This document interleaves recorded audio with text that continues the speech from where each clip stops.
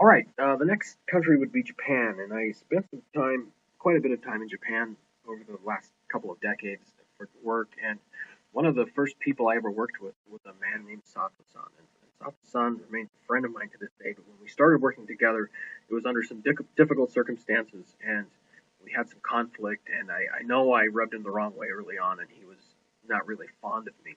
So when I took my first trip over to Japan, and I was scheduled to meet him, I was a little bit uncomfortable about that, a little bit nervous as to how I would be received.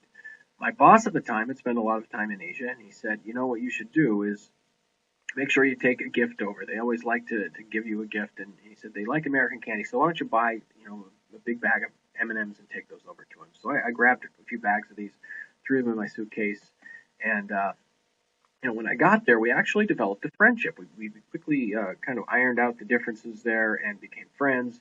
And then I gave him my gift of M&Ms, and then he pulled out this gift of these beautiful porcelain figurines and some hand painted Japanese fans and things like this. I mean, they had meaning, they were expensive, they were beautiful, and I gave him a bag of M&Ms, and I felt like an idiot.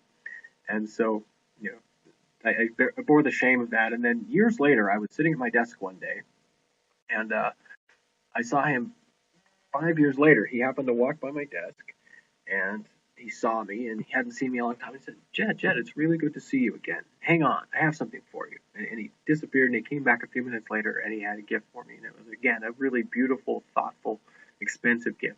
And here I am sitting there like I don't have anything, and I thought, what do I do? Run to the candy machine and buy more M&Ms?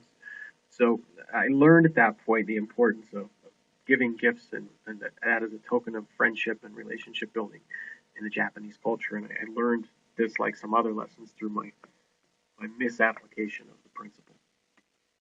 So we were in Japan last year for work, and I was supposed to meet up with him, but he had a last minute conflict. But in true Sato-san form, he left a gift for me when I arrived, and had another really nice gift. And it's just, I guess, a token of a really great relationship and friendship we've had over the years. But I've learned to always bring a nice, thoughtful gift when I meet with people like that, especially in Japan. And then finally, talk a little bit about Malaysia, and also this pertains to India. There's a pretty large Indian population in Malaysia, and that is applicable to this story. And this talks about caste systems or class systems.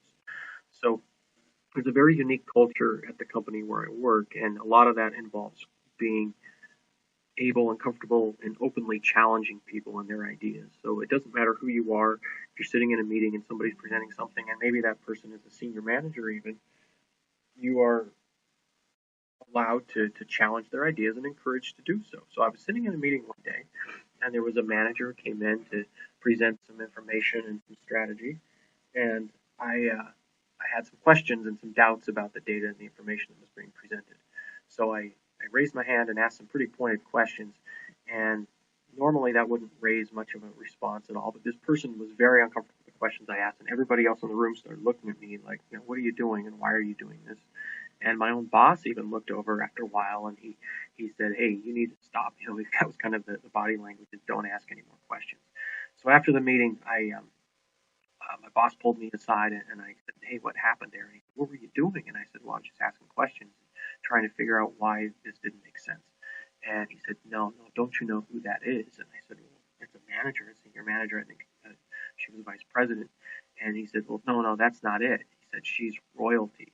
And so in her culture and in her family, in her country, that they were a very prominent family. In fact, an elite family. And within the culture there, you don't challenge people or treat people of the highest class disrespectfully. And that's what I had done with the questions I had asked. So in spite of our company culture, we found that the cultural um, concepts from their home country outweighed what we did inside of the company. In those circumstances, it wasn't appropriate for me to respond the way that I did. And I, again, learned a difficult lesson through doing something the wrong way.